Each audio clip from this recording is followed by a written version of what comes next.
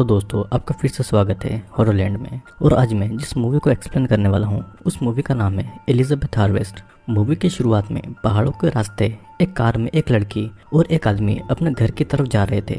Car में उस लड़की की आंखें खुलती है और लड़की का नाम एलिजाबेथ था। उसके साथी में बैठे डॉक्टर का नाम था हेनरी। वे दोनों अपने घर जा पहुँचते हैं। हेनरी एलिजाबेथ को घर की मेड क्लेयर और उसके बेटे ओलिवर से इंट्रोड्यूस करवाता है। ओलिवर अंधा था और दोनों डिनर करके अपने रूम में जाते हैं और अपनी शादी की फर्स्ट नाइट को एंजॉय करते हैं।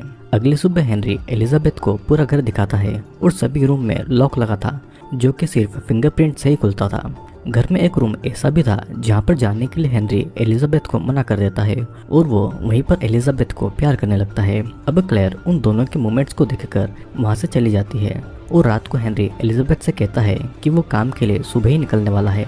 अगली दोपहर को क्लेयर एलिजाबेथ को लंच के बारे में पूछती है और मौका देखकर एलिजाबेथ क्लेयर से पूछती है कि हेनरी को इतने सारे नोबेल प्राइज मिले हैं और वो इतना बड़ा आदमी है और फिर उसके जैसी सिंपल लड़की से उसने शादी क्यों की है, जिस पर क्लेयर कहती है कि उसे इस बारे में कुछ नहीं पता है। रात के समय एलिजाबेथ देखती है कि ओलिवर और क्लेयर अकेले रात को कहीं पर निकल गए हैं और ये देखने के बाद में एलिजाबेथ सोने का बहुत ट्राई करती है लेकिन वो सो नहीं पाती है।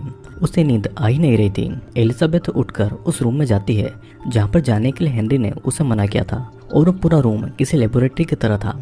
वहाँ पर बहुत सारी मशीनें चल रही थी और वहाँ की एक मशीन जब वो खुलती है तो वहाँ पर एक लड़की सो रही थी जो कि बिल्कुल उसी की तरह दिखाई देती थी। वो फिर उस रूम से निकलने के लिए भागती है लेकिन एक जगह पर टकराकर उसकी उंगली से खून निकलने लगता है। वो अपने रूम में आकर अपने जख्मों पर बैंडेज लगाती है और वो किसी को फोन लगाती है लेकिन वो किसी को भी फोन नहीं लगा पा रही थी और वो थक कर वहीं पर सो जाती है। अगले दिन से एलिजाबेथ हेनरी से अनकंफर्टेबल फील करने लगी थी। हेनरी उसकी परेशानी के बारे में पूछता है। एलिजाबेथ फोन के बारे में बताती है कि यहाँ से कहीं पर फोन ही नहीं लगता है और हेनरी ऐसा कह देता है कि ऐसी जगह से फोन नहीं लगना एक नॉर्मल बात है।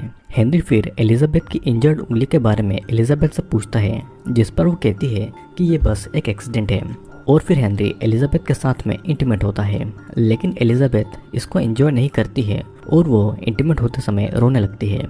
अब आधी रात को हेनरी उठकर रूम से बाहर जाता है और एलिजाबेथ उसे फॉलो करती है। हेनरी को पता लग जाता है कि एलिजाबेथ उसका पीछा कर रही है और हेनरी एलिजाबेथ को जब सजा देने वाला था तो वो एक हथियार देकर एलिजाबेथ को मारने के लिए उसके पीछे पीछे जाता है। एलिजाबेथ घर से बाहर निकलने की कोशिश करती है पर उसका फिंगरप्रिंट लॉक काम नहीं कर रहा था। अब एलिजाबेथ वाइन शेल्फ के पीछे छुप जाती है और उसी रूम में हेनरी भी आ जाता है पर वो एलिजाबेथ को नहीं देखता है और फिर वो लिविंग रूम में जाता है। एलिजाबेथ जब वहाँ से निकलती है तो देखती है कि लिविंग रूम खाली है और अपनी सेफ्टी के लिए वो भी एक हथियार उठाकर ऊपर के रूम की तरफ जाने लगती है लेकिन हेनरी वहीं पर छुपा हुआ था और वो एकदम से निकलकर एलिजाबेथ पर हमला करके उसे मार डालता है। अगली सुबह ओलिवर और क्लेयर एलिजाबेथ की बॉडी को दफनाकर ठिकाने लगा देते हैं और फिर ओलिवर क्लेयर और हेनरी के साथ में मिलकर ब्रेकफास्ट करते हैं। जैसे कि कुछ हुआ ही ना हो, वे सभी नॉर्मल बिहेव कर रहे थे और क्लेयर हेनरी को ये सभी काम छोड़ने को कह देती है क्योंकि उसे ऐसा लगता था कि वो कभी भी पकड़ा जा सकता है। अब शाम के समय हेनरी के घर पर उसका एक फ्रेंड फ्रैंक आता है जो कि एक डिटेक्टिव था। हेनरी फ्रैंक से कहता है कि एलिजाबेथ सो रही है और हेनरी फ्रैंक से उसकी परेशानी का कारण पूछता है। फ्रैंक का डिपार्टमेंट कुछ चीज़ों पर इन्वेस्टिगेशन कर रहा था और शायद से ये चीज़ें हेनरी के लिए हो सकती है पर हेनरी को इन बातों से ज़्यादा फर्क नहीं पड़ रहा था। अब दूसरी तरफ क्लेयर जब अपनी डायरी लिख रही थी तो ओलिवर वहाँ पर आकर उसके लिए फूल लाता है। क्लेयर ओलिवर से उसे इस तरह गिफ्ट लाने के लिए मना करती है और ओलिवर कहता है कि अगर वो यहाँ पर खुश नहीं है तो यहाँ पर क्यों रह रही है, जिस पर क्लेयर कहती है कि वो चीज़ों को समझती है और इसीलिए वो यहाँ रह रही है। ओलिवर कहता है कि वो यहाँ इसलिए रह रही है क्योंकि वो हेनरी से प्यार करती है और ओलिवर को वहाँ से भेजकर क्लेयर अपनी पिल्स ले लेती है। धीरे धीरे समय निकलता है और 6 हफ्तों के बाद भी उसी पहाड़ के रास्ते एलिजाबेथ और हेनरी घर की तरफ जा रहे थे और इस बार एलिजाबेथ की वेडिंग ड्रेस अलग थी पर बाकी सभी पहले की ही तरह सेम था। हेनरी एलिजाबेथ को क्लेयर और ओलिवर से इंट्रोड्यूस कराता है और पूरा घर दिखाता है और उसी लेबोरेटरी रूम में जाने से मना कर देता है। अब डिनर करने के बाद में दोनों इंटीमेट होते हैं और सोने से पहले हेनरी उसे कहता है कि सुबह उसे काम के लिए कहीं पर जाना है। एलिजाबेथ को नींद नहीं आ रही थी तो वो किचन में जाती है जहाँ पर उसे क्लेयर मिलती है। वो क्लेयर को हेनरी के बारे में पूछती है क्योंकि वो हेनरी के बारे में जानना चाहती थी। क्लेयर कुछ बता पाती उससे पहले ही हेनरी वहाँ पर आकर एलिजाबेथ को अपने साथ में रूम में लेकर चला जाता है। अगले दिन एलिजाबेथ घर पर अकेली थी। वो फिर उसी रूम के अंदर चली जाती है जहाँ पर हेनरी ने उसे जाने के लिए मना किया था, और वहाँ पर एलिजाबेथ को उसी की ही तरह हम शक्ल लड़की दिखाई देती है जो कि मशीन के अंदर थी। उसे देखकर वो वहाँ से भागती है और वही हम शक्ल एलिजाबेथ मशीन से निकलकर एलिजाबेथ के पीछे जाती है। एलिजाबेथ ये देखती है कि क्लेयर और ओलिवर कहीं बाहर गए हैं और वो अपने रूम में जाकर सो जाती है। फिर वहाँ पर हम शक्ल एलिजाबेथ आकर असली एलिजाबेथ का फेस टच करती है और उसका पजामा निकालती है। एलिजाबेथ नींद में थी तो उसे कुछ भी पता नहीं चल रहा था। फिर अगली सुबह एलिजाबेथ नींद से उठकर देखती है तो पाती है कि वो आधी नेकेड है। हेनरी उसे देखकर पूछता है कि क्या वो ठीक है, और एलिजाबेथ फिर बाथरूम में जाती है फ्रेश होने के लिए। हेनरी बाथरूम के अंदर जाना चाहता था पर एलिजाबेथ उसे रोकती है और फिर भी हेनरी अंदर आ ही जाता है। हेनरी टॉवल हाथ में लेता है और उसकी बात न मानने की वजह से वो एलिजाबेथ को मारने ही वाला था। एलिजाबेथ बाथरूम से भागती है पर हेनरी उसे पकड़कर टॉवल से उसका गला दबाकर उसे मारने लगता है, और किसी तरह से एलिजाबेथ उसे किक करके वहां से भाग जाती है। वो दरवाजे की तरफ आती है पर उसका फिंगरप्रिंट काम नहीं करता है और वहां के ग्लास को तोड़ने की वो कोशिश करती है पर वो नहीं टूटता है। एलिजाबेथ किचन में जाकर एक चाकू उठा लेती है अपनी सेफ्टी के लिए। हेनरी एक कपड़े पर क्लोरोफॉर्म लगाकर एलिजाबेथ को पकड़ने जाता है। हेनरी लिविंग रूम में जाकर पियानो बजाता है। फिर वो पियानो की रिकॉर्डिंग बजा देता है ताकि एलिजाबेथ को लगे कि हेनरी अभी भी वहीं पर है। एलिजाबेथ जब किचन से निकलती है तो हेनरी उसे पकड़कर क्लोरोफॉर्म का कपड़ा उसके मुंह पर लगा देता है, जिससे कि एलिजाबेथ बेहोश होने का नाटक करती है, और मौका मिलते ही वो हेनरी पर चाकू से कई बार वार करती है और हेनरी वहीं पर मारा जाता है। अब क्लोरोफॉर्म की वजह से एलिजाबेथ उसके पास ही बेहोश हो जाती है, और कुछ समय के बाद में एलिजाबेथ को होश आता है तो वो उठकर हेनरी की बॉडी को दरवाजे के पास ले जाती है। वो हेनरी की फिंगरप्रिंट से दरवाज़ा खोलने की कोशिश करती है पर दरवाज़ा नहीं खुलता है, और वो घर से खून को साफ करती है, जिसके बाद में वो हेनरी की डेथ बॉडी छुपा देती है। वो फिर नहाती है और अपने शरीर से खून को साफ करती है और अपने खून से सने कपड़ों को जला देती है, और वो अपनी वेडिंग रिंग को भी उतार देती है। फिर वो थक कर सोफे पर सो जाती है और तभी उसे हेनरी का फ़ोन बजने की आवाज़ सुनाई देती है। वो जब हेनरी के फ़ोन को देखती है तो उस पर क्लेयर के बहुत सारे मिस कॉल आए हुए थे। फिर एलिजाबेथ 911 पर कॉल कर ये बताती है कि वो अपने ही घर पर लॉक हो गई है, पर उसके घर का एड्रेस भी उसे नहीं पता था, और वो कुछ और बता पाती उससे पहले ही क्लेयर और ओलिवर घर पर आ गए थे। एलिजाबेथ ऐसा दिखाती है कि जैसे वहाँ पर कुछ हुआ ही नहीं हो, और वो बुक पढ़ने का नाटक करती है। वो क्लेयर से कहती है कि हेनरी ऊपर कमरे में सो रहा है, और क्लेयर और ओलिवर उसे वहाँ पर देखकर शॉक्ड हो गए थे। क्लेयर किचन में जाती है और अचानक उसे हार्ट अटैक आ जाता है, और वह किसी तरह 911 पर कॉल करके एम्बुलेंस को बुलाती है, और कुछ ही समय में एम्बुलेंस वहाँ पर आकर क्लेयर को हॉस्पिटल लेकर जाती है। और उसी का मौका देखकर एलिजाबेथ घर से बाहर निकलने वाली थी, पर ओलिवर उसे रोककर कहता है कि अगर वो यहाँ से बाहर गई तो वो भी उसे पुलिस से नहीं बचा सकता, और उसे पता है कि एलिजाबेथ ने ही हेनरी को मार दिया है। एलिजाबेथ कहती है कि उसने ये सेल्फ डिफेंस में किया है, और ओलिवर उसे हेनरी की डेथ बॉडी दिखाने को कहता है। एलिजाबेथ और ओलिवर हेनरी की बॉडी को बर्नर में डाल देते हैं। ओलिवर फिर एलिजाबेथ से उसके पास्ट के बारे में पूछता है, और वो कहती है कि उसके पेरेंट्स कार एक्सीडेंट में मार गए थे, तो वो ऑर्फनेज में बड़ी हुई थी, और असल में वो एक अनाथ है। ओलिवर को ये पता था कि एक्सपेरिमेंट के चलते ये सब एलिजाबेथ के दिमाग में डाला गया है, और ओलिवर बताता है कि हेनरी ने 6 बार एलिजाबेथ के क्लोन बनाए थे, जिनमें से 4 को उसने पहले ही मार दिया है, और वो 5वें नंबर की एलिजाबेथ है। सारी के सारी एलिजाबेथ हर तरफ से एक जैसी दिखाई देती है, और दोनों को दिखता है कि फ्रैंक उनके घर पर आया है। ओलिवर एलिजाबेथ को कुछ बातें समझाकर फ्रैंक के पास भेज देता है। एलिजाबेथ फिर जाकर फ्रैंक से मिलती है और वो कहती है कि हेनरी की तबीयत ठीक नहीं है, तो वो अभी भी सो रहा है। और ओलिवर जब पानी लेने जाता है तो फ्रैंक एलिजाबेथ से पूछता है कि क्या वो ठीक है, और उसे पता चला था कि उसने 911 पर कॉल किया है। ओलिवर फिर वहाँ पर आकर ये कहता है कि 911 पर कॉल क्लेयर के लिए किया गया था क्योंकि उसे हार्ट अटैक आया था। ओलिवर फिर से रूम में चला जाता है और फ्रैंक कहता है कि इस घर में कुछ न कुछ अजीब ज़रूर है, क्योंकि एलिजाबेथ को स्लीप डिसऑर्डर है, ओलिवर अंधा है और क्लेयर का हार्ट कमज़ोर है, और आज हेनरी भी बीमार है, मतलब कि कुछ ना कुछ गड़बड़ ज़रूर है।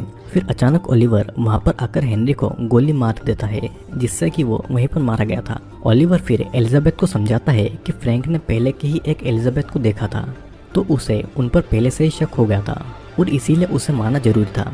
तीसरे नंबर की एलिजाबेथ जब घर से भाग गई थी तो फ्रैंक उसे रास्ते में मिला था और वो उसे वापस हेनरी के पास लेकर आया था। उसके बाद में हेनरी ने तीसरी एलिजाबेथ को मार दिया था और उसके बाद में चौथे नंबर की एलिजाबेथ को बनाकर उसमें पुरानी मेमोरीज डालकर उसे हेनरी की वाइफ बनाकर रखा गया था। एलिजाबेथ इन सारे एक्सपेरिमेंट के बारे में सुनकर बहुत ज़्यादा दुखी होती है और वो ये सब नहीं सुनना चाहती थी। वो दोनों फ्रैंक की डेड बॉडी को ले जाकर बर्नर में डालकर उसे जला देते हैं। ओलिवर एलिजाबेथ को क्लेयर की डायरी पढ़ने को कह देता है और एलिजाबेथ को उसी रूम में लॉक करके वहाँ से वो चला जाता है। एलिजाबेथ वहाँ से निकल नहीं पाती है तो वो उस डायरी को पढ़ने लगती है, क्योंकि क्या पता कि उसे वहाँ से कुछ पता लग जाए। क्लेयर की डायरी में लिखा हुआ था कि 5 साल पहले हेनरी ने क्लेयर को अपने घर पर बुलाया था और क्लेयर एक न्यूरोलॉजिस्ट थी। हेनरी भी एक साइंटिस्ट था, तो वो क्लेयर को अपने साथ काम करने के लिए मना लेता है। हेनरी उसे लेबोरेटरी में ले जाता था और वहाँ के स्लीपिंग कैप्सूल में उसकी वाइफ एलिजाबेथ के क्लोन को दिखाता था। हेनरी की वाइफ अपने पहले बच्चे को पैदा करते समय ही मर गई थी। एलिजाबेथ को एक बीमारी थी और तब हेनरी ने अपनी वाइफ का डीएनए लेकर उसके 6 क्लोन मतलब कि एलिजाबेथ की 6 कॉपी बनाई, लेकिन सिर्फ उनमें से 2 क्लोन में ही बीमारी थी तो वो भी मर जाती और तब उसने बाकी की 4 एलिजाबेथ को स्लीपिंग कैप्सूल में डाल दिया, तब तक जब तक कि बीमारी का इलाज नहीं मिल जाता। क्लेयर ने पहले तो इस काम के लिए मना किया था, पर हेनरी उसे समझाता है कि ये एक्सपेरिमेंट उसके करियर में बहुत अच्छा होगा और तब क्लेयर भी मान गई थी। फिर 2 साल के अंदर अंदर ही क्लेयर का एक्सपेरिमेंट भी सही होता है और हेनरी और क्लेयर क्लोन में मेमोरी डालने लगते हैं। तीसरे नंबर की एलिजाबेथ फिजिकली हेल्थी थी, पर उसे उसकी बातें याद नहीं रहती थी। एलिजाबेथ को एक दिन लेबोरेटरी में अपने जैसे क्लोन दिखाई देती है और वो वहाँ से भाग जाती है और ऐसे ही फ्रैंक को एलिजाबेथ मिल गई थी और वो फ्रैंक को कुछ भी नहीं बता पाती क्योंकि उसे कुछ याद ही नहीं था। हेनरी ने फ्रैंक को पैसे दिए थे ताकि वो एलिजाबेथ के बारे में किसी को भी नहीं बताए। अब फिर प्रेजेंट टाइम में ओलिवर एलिजाबेथ के लिए खाना लेकर आता है और एलिजाबेथ उस पर हमला करके डोर का कोड पूछती है। ओलिवर कोड बता देता है और एलिजाबेथ उसे बेल्ट से बांधकर डोर के पास जाती है। अब वो वही कोड डोर के लॉक में लगाती है, पर डोर नहीं खुलता है क्योंकि ओलिवर ने उसे गलत कोड बताया हुआ था। एलिजाबेथ फिर से रूम में चली जाती है तो ओलिवर वहां से भाग चुका था। एलिजाबेथ फिर किचन से एक चाकू उठा लेती है और एलिजाबेथ उसी लेबोरेटरी में जाती है। वहाँ पर ओलिवर 6 नंबर की एलिजाबेथ क्लोन का ध्यान रख रहा था। ओलिवर उसे कहता है कि वो जाए उस डायरी को पूरा पढ़े, जिसके बाद में वो उसे यहाँ से जाने देगा। और मौका मिलते ही ओलिवर एलिजाबेथ को एनेस्थेसिया का इंजेक्शन देकर बेहोश कर देता है। एलिजाबेथ जब नींद से उठती है तो हेनरी ने उसके पैर पर चेन लगाकर उसे बांध कर रखा हुआ था और उसका रूम भी बाहर से लॉक कर दिया गया था। एलिजाबेथ चेन नहीं खोल पाती है तो फिर से डायरी पढ़ने लगती है, जिसमें लिखा था कि कुछ दिन के बाद में तीसरे नंबर की एलिजाबेथ मर गई थी। हेनरी क्लेयर से कहता है कि वो खुद मरी है और क्लेयर को हेनरी पर ही शक होता है, पर वो कुछ नहीं बोलती है और तीसरे नंबर की एलिजाबेथ को दफना कर वो फिर से अपने एक्सपेरिमेंट को करने लगते हैं और ऐसे ही 6 महीने बीत जाते हैं। हेनरी अब अपने एक्सपेरिमेंट को पूरा होने की पूरी आशा खो देता है और इसी समय क्लेयर और हेनरी करीब आ जाते हैं और दोनों इंटीमेट भी होते हैं। अब प्रेजेंट टाइम में ओलिवर खाना लेकर एलिजाबेथ के पास में आता है और उसे डायरी से क्या पता चला ये पूछता है। एलिजाबेथ कहती है कि अब तक डायरी में उसके बारे में कुछ नहीं लिखा है और ओलिवर बताता है कि क्लेयर ने सही क्लोन बनाया था, पर हेनरी ने उसमें हेरफेर की थी। वो जब बोर्डिंग स्कूल में था तभी सारे क्लोन्स तैयार हो गए थे। जब वो 12 साल की उम्र में घर पर आया था तो उसने दूसरे नंबर की एलिजाबेथ को देखा था और उसके मुताबिक वो एलिजाबेथ सबसे ज़्यादा सुंदर थी और उसी के बाद ओलिवर अंधा हुआ था। दूसरे नंबर की एलिजाबेथ और ओलिवर बहुत अच्छे दोस्त बन गए थे और तब हेनरी ने जलन में आकर ओलिवर को अंधा कर दिया था क्योंकि वो हेनरी से नफरत करता था। ओलिवर वहाँ से चला जाता है और एलिजाबेथ फिर से डायरी पढ़ने लगती है, जिसमें लिखा था कि क्लेयर ने हेनरी से ब्रेकअप कर लिया था और उसे पता था कि वो कभी भी एलिजाबेथ की जगह नहीं ले सकती है। और एक दिन क्लेयर हेनरी से पूछती है कि वो आखिरकार चाहता क्या है और वो ये एक्सपेरिमेंट क्यों कर रहा है, जिस पर हेनरी कहता है कि वो अपनी पहली वेडिंग नाइट मतलब कि अपनी सुहागरात को बार बार जीना चाहता है। क्लेयर हेनरी से प्यार करती थी तो मजबूरी में उसकी हेल्प करने लगती है और इसी तरह चौथे नंबर की एलिजाबेथ भी रेडी हो जाती है। क्लेयर को पता लगता है कि एलिजाबेथ का बच्चा भी उसके साथ में पैदा होते ही मर गया था। दरअसल ओलिवर हेनरी का बेटा नहीं बल्कि वो खुद हेनरी का ही क्लोन है, मतलब कि ओलिवर हेनरी की ही कॉपी है। हेनरी चाहता था कि उसके मरने के बाद भी यंग ओलिवर और यंग एलिजाबेथ साथ में रहे, और ये सब जानकर 5वें नंबर की एलिजाबेथ को शौक लगता है कि ओलिवर हेनरी का ही क्लोन यानी कि उसी की कॉपी है। अब दूसरे दिन ओलिवर कैची से डराकर एलिजाबेथ से पूछता है कि उसे डायरी से क्या पता लगा, जिस पर एलिजाबेथ बताती है कि वो हेनरी का क्लोन है, लेकिन हेनरी ने ओलिवर को बर्थ सर्टिफिकेट दिया है और उसके हिसाब से वो क्लोन नहीं है। एलिजाबेथ उसे सेड्यूस करती है और कहती है कि वो दोनों अब से साथ रहेंगे और मौका देखकर वो कैची ओलिवर से छीन लेती है और अपने पैरों की चेन को खोल लेती है, जिसके बाद में वो ओलिवर को डोर का कोड पूछती है। वो फिर ओलिवर को मार ही रही थी कि तभी 6 नंबर की एलिजाबेथ आती है। उसने अपनी वेडिंग ड्रेस पहन कर रखी हुई थी और उसके हाथ में एक गन भी थी। 6 नंबर की एलिजाबेथ ओलिवर को बचा रही थी। फिर 5वें नंबर की एलिजाबेथ उसे समझाती है कि ओलिवर एक अच्छा आदमी नहीं है, लेकिन वो क्लोन एलिजाबेथ उसकी बातें नहीं सुनती है और फिर एलिजाबेथ कैची से ओलिवर पर हमला कर देती है और उसे वो होस्टेज बना लेती है। लेकिन क्लोन एलिजाबेथ गोली चला देती है और गोली ओलिवर को जा लगती है और वो वहीं पर मारा जाता है। अब हम देखते हैं कि एलिजाबेथ घर से बाहर जाती है, पर क्लोन एलिजाबेथ उस पर गोली चला देती है और मरने से पहले एलिजाबेथ उसे क्लेयर की डायरी पढ़ने के लिए कह देती है। फिर हम देखते हैं कि अपने कपड़े बदलकर क्लोन एलिजाबेथ क्लेयर की डायरी पढ़ती है और उसे सब कुछ पता चल जाता है कि 4 नंबर की एलिजाबेथ को मारते समय क्लेयर ने सब कुछ देख लिया था और तब हेनरी ने अपनी सारी संपत्ति क्लेयर के नाम पर कर दी थी ताकि वो किसी को भी कुछ नहीं बताए। क्लेयर पुलिस को ये सब कुछ बताने वाली थी, लेकिन कोई भी उस पर विश्वास नहीं करता क्योंकि हेनरी की वाइफ एलिजाबेथ तो पहले ही मर चुकी थी। हेनरी को एलिजाबेथ को बार बार मारने में मजा आ रहा था और उसे कोई दुख भी नहीं था क्योंकि ये सारी एलिजाबेथ असली एलिजाबेथ की क्लोन थी। अब प्रेजेंट टाइम में क्लेयर घर पर आ जाती है और एलिजाबेथ उसे उसकी डायरी दे देती है और कहती है कि उसे कुछ अच्छा करना चाहिए और ये कहकर वो बाहर की दुनिया की तरफ निकल जाती है और वो उसे ये कहती है कि अब वो बिल्कुल फ्री है। दोस्तों, इस मूवी में ये बताया गया है कि हेनरी नाम का एक साइंटिस्ट था जो कि न्यूरोलॉजिस्ट क्लेयर की मदद से अपनी मरी हुई पत्नी एलिजाबेथ के डीएनए से उसका क्लोन बनाने की कोशिश करता है। वो एलिजाबेथ की 6 कॉपी बनाता है क्योंकि कोई भी एलिजाबेथ ठीक तरीके से नहीं बनी थी और कुछ में तो बीमारी लग गई थी। वो अपना भी क्लोन बनाकर रखता है ताकि अगर जब हेनरी मर जाए तो वो एलिजाबेथ के साथ में हमेशा के लिए रहे। लेकिन मूवी के अंत में एक क्लोन एलिजाबेथ को ये बातें पता चल जाती है और एंड में वो अपनी एक आज़ाद ज़िंदगी जीने लगती है और इसी के साथ में ये मूवी यहीं पर ख़त्म होती है। दोस्तों, अगर आपको इस मूवी को देखना है तो मैं नीचे वीडियो का लिंक दे दूंगा और आप मेरे टेलीग्राम चैनल को भी ज्वाइन कर सकते हैं जहां से आपको बहुत सारे वीडियोस मिल जाएंगे। तो चलिए अब हम मिलेंगे अगले वीडियो में।